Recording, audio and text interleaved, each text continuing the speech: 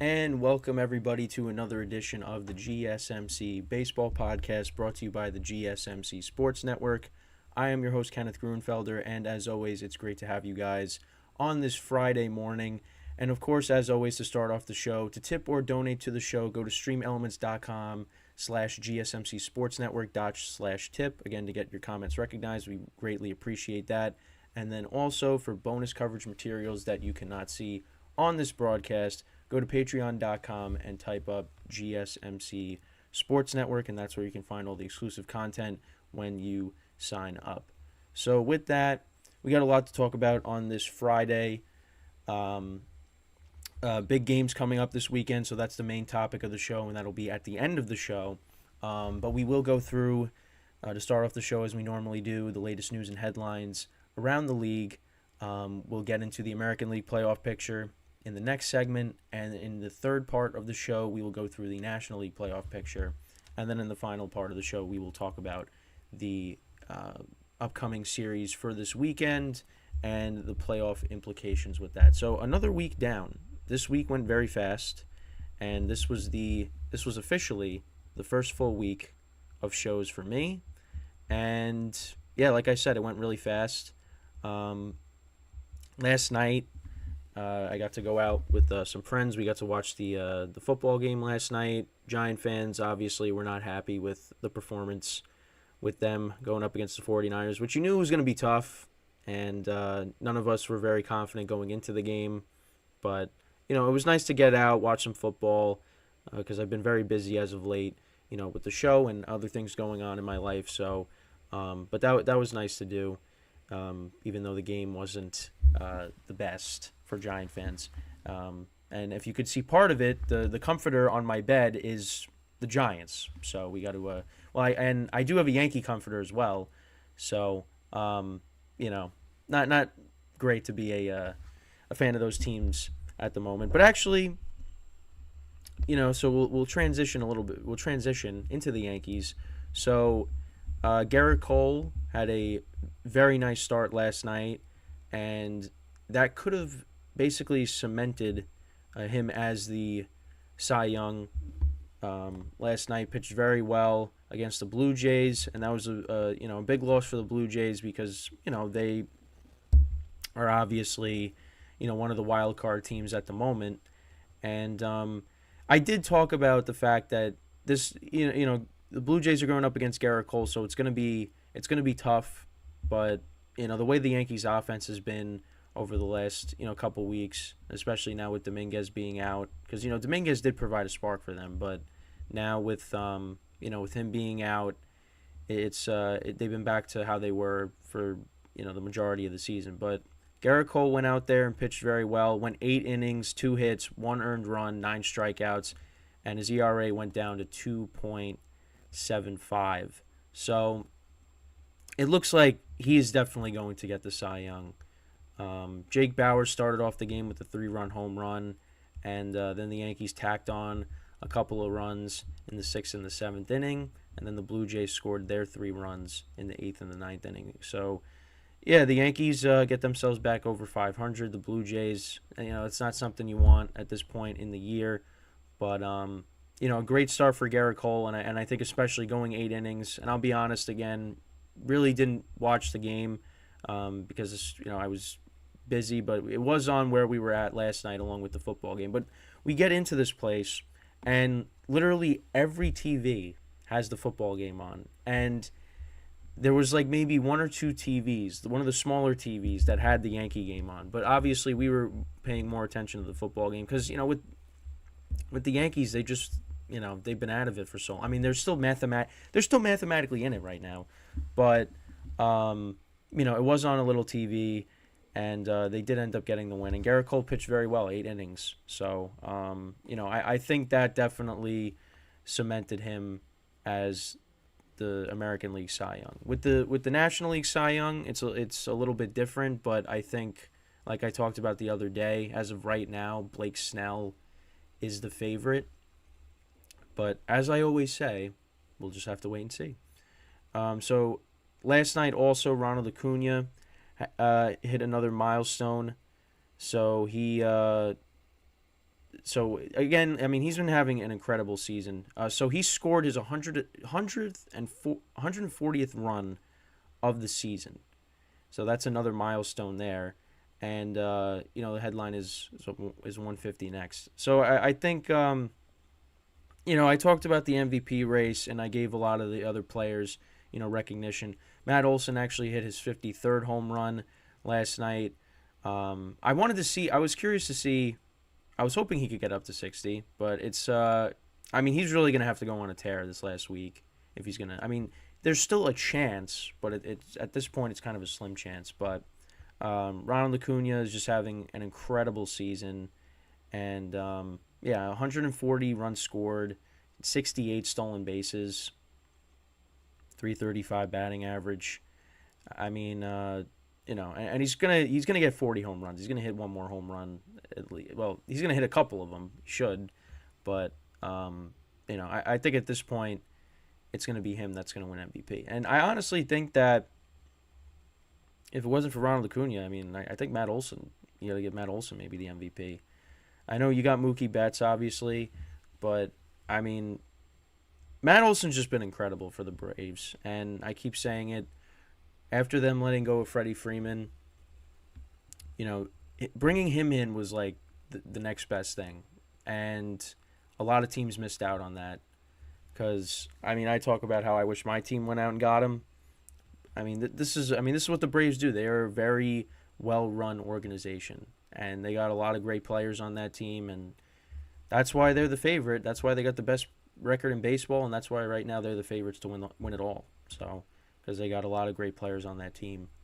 But so another milestone last night for Ronald Acuna, and so we'll see what his stats end up looking like at the conclusion of this regular season. We still got a week before the season's over. Season ends on October 1st, so we'll see where he's at when that happens. So another thing, the Rays called up their top prospect, Junior Caminero, from I think it was from AA. They said so. He was so according to MLB Pipeline, he is the number 6 overall prospect in Major League Baseball. So yeah, they called him up from AA. Let's see if we can get a player profile on him because I want to see what his stats are this season. So yeah, in 2023, stats are very good. Now again, it's in the minor league, so you got to keep that in perspective. But in 460 at bats, he's batting .324, 31 home runs, 94 RBIs, 5 stolen bases, and 975 OPS. That's very good. And he's 20 years old. He's a shortstop.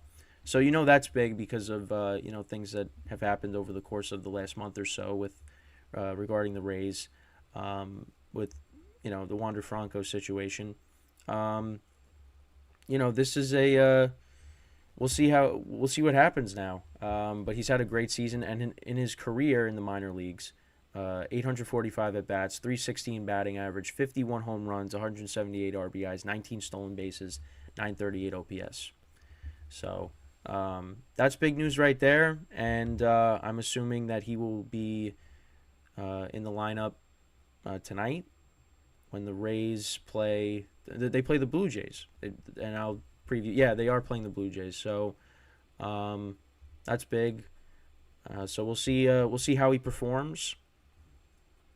But that's and the Rays, they actually picked up a huge win yesterday against the Angels because the Orioles actually ended up losing, so they kind of closed the gap a little bit in the American League East. But yeah, so that's a big headline, bringing up the number 6 overall prospect, and you can see why. Again, looking at the numbers, he's been very good this year. But we'll see now how that translates to the major leagues. You got to make sure to put that into perspective there. So Max Fried made his return last night, and pitched pretty well. He's 8-1 on the season, 2.55 ERA. So he went 6 innings, 1 earned run, 7 Ks. So yeah, that's big to get him back. With him and Strider, the rotation again. That's another strength for the Braves is their pitching. So they really are a complete team. and getting him back is huge. It's just, I keep saying it, but is somebody gonna knock him off, or is this gonna be the year? Because again, it can happen, but I just right now you just don't see it because they're just a juggernaut right now. Um, the Giants, they dropped below 500, so that kind of hurts their playoff odds at the moment. I think that they are going to be a team that's going to be on the outside looking in. That I'm comfortable in saying they are going to be one of those teams that's going to be on the outside looking in. And one of the teams that I want to talk about, and I talked about it yesterday towards the end of the show, and I talked about it on the Patreon as well. There's a team that is slowly making their way into the discussion, and they picked up a half a game without even playing yesterday. And if you watched yesterday's show, you'll know exactly the team I'm talking about. And we will touch upon them more in the third segment, and that is the San Diego Padres. The Padres, they picked up a half a game. They're now 4 games back in the wild card. And listen, it's not impossible. There's a week to go, and I don't know. But we will touch upon it more when we get into the National League playoff picture, and we'll go over that. But yeah, I'm starting to think it's a possibility. And obviously there's a week left in the season, so they can't make any mistakes. They can't have any slip ups. Like they need to continue to win games, and I think they're going to do that. But on the other hand, they're also going to need some help from other teams. So we're just going to have to hope that, at least if you're a Padres fan, they go out and they can do it. Because I just think it would be fascinating if they end up making the playoffs somehow. I really do. And that's a team nobody's gonna wanna face. Yes. So Christian Yelich is trying to work his way back. Obviously, he was dealing with some injuries. I know there was like the injury report on here. So Vlad obviously was dealing with the knee injury. So Arise and Jake Berger still dealing with injuries. Correa, Royce Lewis, Byron Buxton, they're dealing with injuries. Correa was placed on the 10-day injured list Wednesday with plantar fasciitis. Lewis was pulled from Tuesday's game because his hamstring tightened up. Vlad still not in the starting lineup because he was dealing with a knee issue. No structural damage, only inflammation, but you're hoping that the Blue Jays get him back. Mountcastle was placed on the 10-day IL with AC joint inflammation in his left shoulder. So that's obviously for the Orioles. That's not what you want. Brandon Crawford and Alex Cobb dealing with injuries. Ohtani we know about. But yeah, that's basically it with the that's basically on the injury front. Manny Machado might be getting elbow surgery in the off season. I think I might have talked about that, but yeah, I mean a lot of injuries at this point in the year. But for playoff teams, you don't want that because you want to be healthy and have all your guys ready for when but it's not what you want at this point. But yeah, so that's the injury update. But yeah, that's pretty much it with the first segment. Some headlines, but yeah, that's how I'm going to try to start off the show. But now with that, we are going to get into where it gets crazy, and that's obviously talking about in the next segment. We'll start off with the American League. We'll talk about the American League playoff picture when we get back. So stick around, and we will be right back here on the GSMC Baseball Podcast.